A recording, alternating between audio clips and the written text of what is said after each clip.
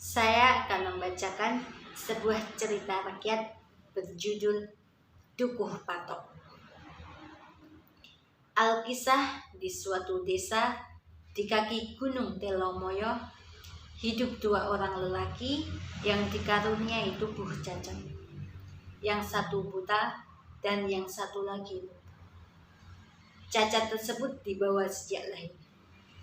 Hari-hari mereka lalui dengan penuh keikhlasan. Meskipun mereka cacat, namun tetap berupaya untuk mandiri.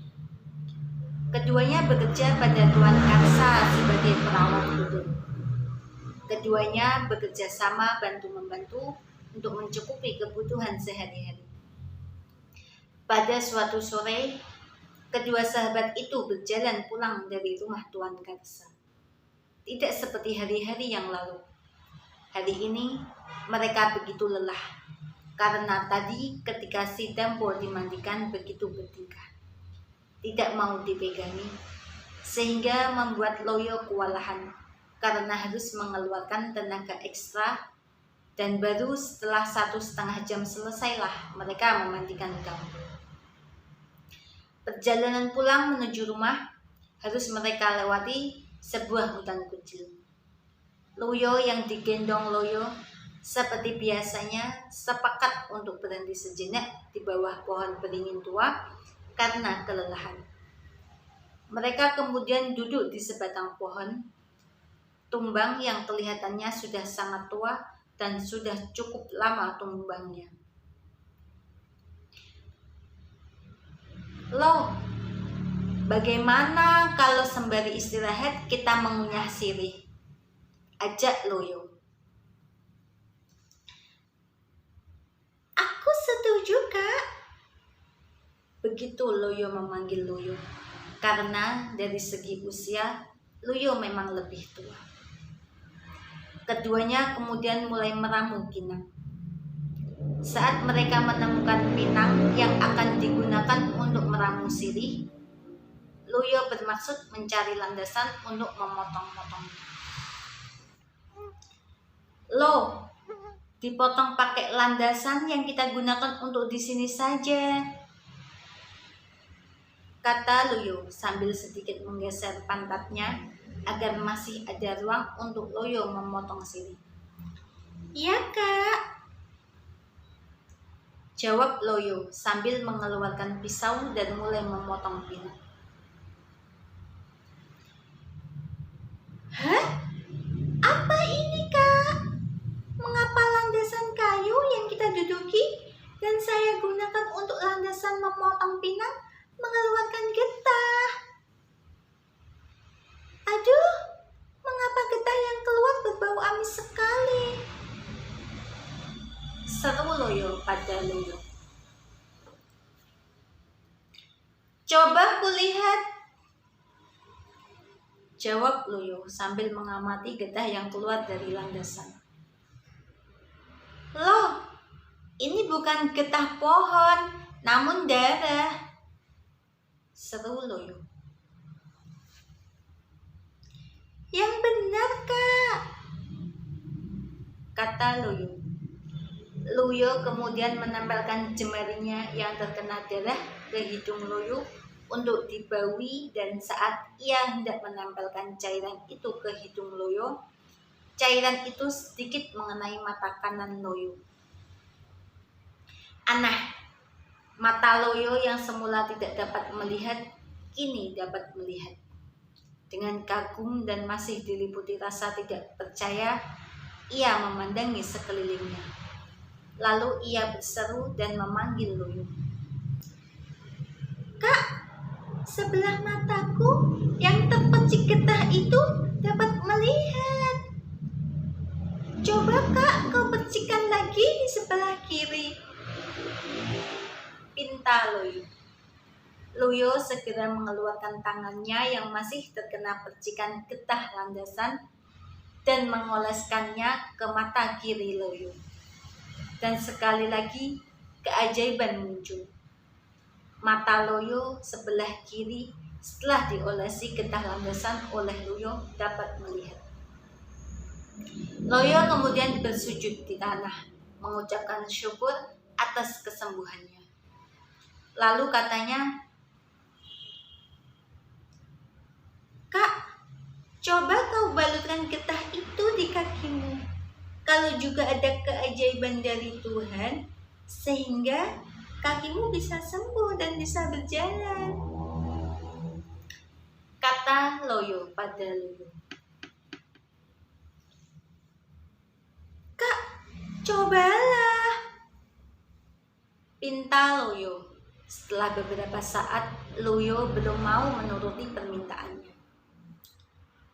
"Baiklah, semoga Tuhan yang Maha Kuasa juga memberi kesembuhan," kata Loyo.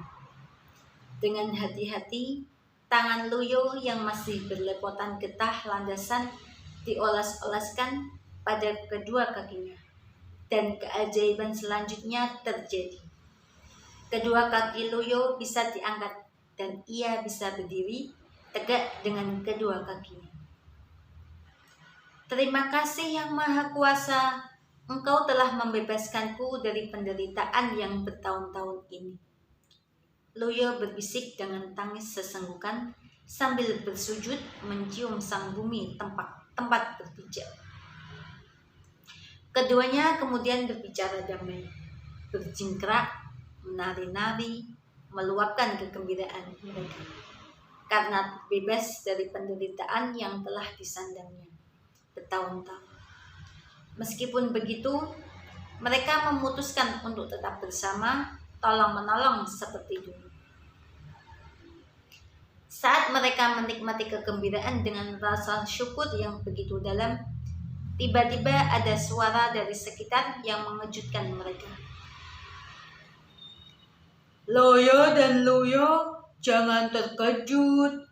Darah yang kau usapkan tadi adalah darahku, dan bekas tempat yang kau duduki bagian tubuhku," kata suara tanpa wujud itu. Loyo dan Loyo terkejut. Mereka begitu takut telah membuat kesalahan dengan melukainya. Mereka kemudian mengamatinya. Dan lebih terkejut lagi, setelah diamati secara seksama, ternyata yang mereka kira batang tumbang itu adalah tubuh seekor ular raksasa. "Kalian berdua jangan takut. Namaku Baru Kelinting. Aku sedang bertapa dalam upaya mencari ayahku. Namun, ada satu permintaanku dariku. Jangan kau katakan pada seorang pun perihal yang baru saja terjadi. Karena apabila ada orang tahu, maka mereka tentu akan membunuhku. Kalian mau berjanji?" tanya Baru Kelinting. Loyo dan Loyo segera menganggukkan kepala bersamaan. "Ya, naga Baru Kelinting, kami berjanji dan nyawa kami adalah taruhannya," kata Loyo dan Loyo. "Sekarang pergilah ke desa Patok. Di sana sedang diadakan pesta merti desa. Banyak makanan dan minuman, serta hiburan akan disuguhkan. Bantulah penduduk mempersiapkannya," kata Baru Kelinting. Loyo dan Loyo segera bergegas menuju desa Patok untuk melihat keramaian dan membantu penduduk menyiapkan pesta. Ada yang sedang mempersiapkan panggung hiburan, membersihkan halaman tempat pesta, memasang janur kuning untuk hiasan, dan lain-lain sebagainya. Dapur merupakan bagian terpenting dalam perhelatan itu. Namun, sampai siang, para paraga yang bertugas di dapur belum juga mendapatkan bahan baku lauk pesta.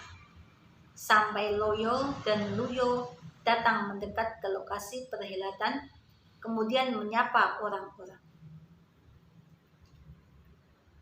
Selamat siang Kisana, kami pengembara, kebetulan lewat. Kalau boleh tahu, ada acara apakah hari ini di Desa Patok? Kami lihat penduduk semua sibuk, kata Luyo pada segerombolan orang yang sedang menghiasi panggung. Beberapa orang menoleh dan salah satu di antaranya menjawab,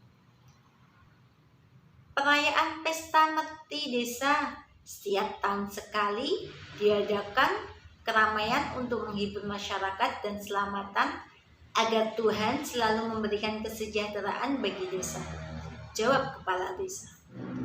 Di saat Loyo dan Luyo berbincang dengan penduduk, datang beberapa orang dan melaporkan pada kepala desa bahwa sampai siang itu mereka belum berhasil menemukan hewan buruan bakal lauk pesta.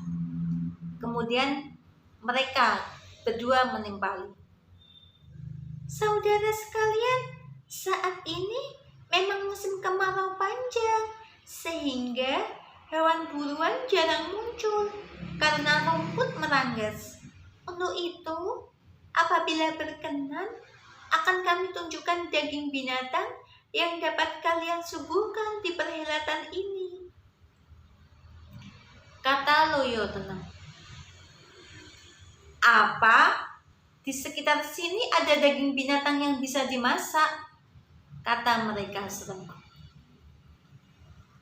Iya, mari ikut kami, kata Loyo. Saat mereka akan bergerak menuju tempat baru kelinting, Loyo berbisik pada Loyo. Loh, apa kamu lupa janji kita pada Ki Baru Kelinting? Loyo yang diingatkan terkejut lalu menjawabnya. Hah? Lupakan saja. Dia hanya seekor ulat. Mana bisa kata-katanya bertuah. Yang penting kita dapat membantu penduduk agar dapat diterima di sini, jawab Loyo kalem.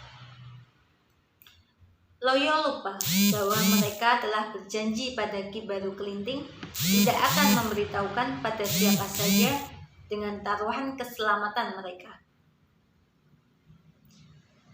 Bagaimana ini? Jadi menunjukkan pada kami lokasinya, kata kepala desa. Iya, mari kita berangkat, kata Loyo. Loyo menjadi petunjuk jalan bagi rombongan, diikuti penduduk yang bersemangat mencari daging bakal lauk pesta. Sedang Loyo dengan perasaan bersalah dan takut mengkhianati janji mengikuti paling belakang. Setelah berjalan cukup jauh, sampailah di lokasi tempat mereka sembuh oleh percikan darah naga baru kelinting. Saudara-saudara, coba kalian perhatikan yang tampak sebagai kayu di bawah pohon beringin tua itu, kata Loyo. Ya, itu batang kayu yang tumbang, kata kepala desa. Salah, yang tampak sebagai batang kayu itu sebenarnya adalah badan seekor ular naga yang sangat besar. Coba kalian perhatikan dan ikuti secara seksama di mana kepala dan ekornya, kata Loyo bersemangat. Kepala desa dan penduduknya mulai meraba badan Ki Baru Kelinting yang disangka batang pohon tumbang. Mereka terkejut, namun juga begitu bergembira bahwasanya pada hari itu mereka segera mendapatkan daging buruan untuk lauk pesta. Beramai-ramai mereka mulai memotong-motong tubuh Ki Baru Kelinting. Setelah daging yang mereka kumpulkan sudah sangat banyak, segeralah dimasukkan dalam karung. Dan anehnya, begitu mereka akan meninggalkan tempat, Loyo menjerit. Kak Loyo, oh bagaimana ini? Semuanya jadi gelap gulita.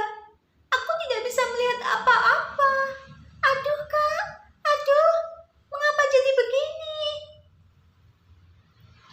Teriak Loyo di tengah isaknya. "Ada apa, Loyo? Kenapa kamu berteriak?" jawab Loyo. Ternyata setelah penduduk memotong-motong tubuh Ki Baru Kelinting yang berupa ular raksasa, keajaiban terjadi. Kedua mata Loyo yang semula dapat melihat kembali buta. "Ya Tuhan, inilah murka-Mu karena aku ingkar janji. Ya Tuhan yang Maha Esa, ampuni aku." Begitu isak Loyo.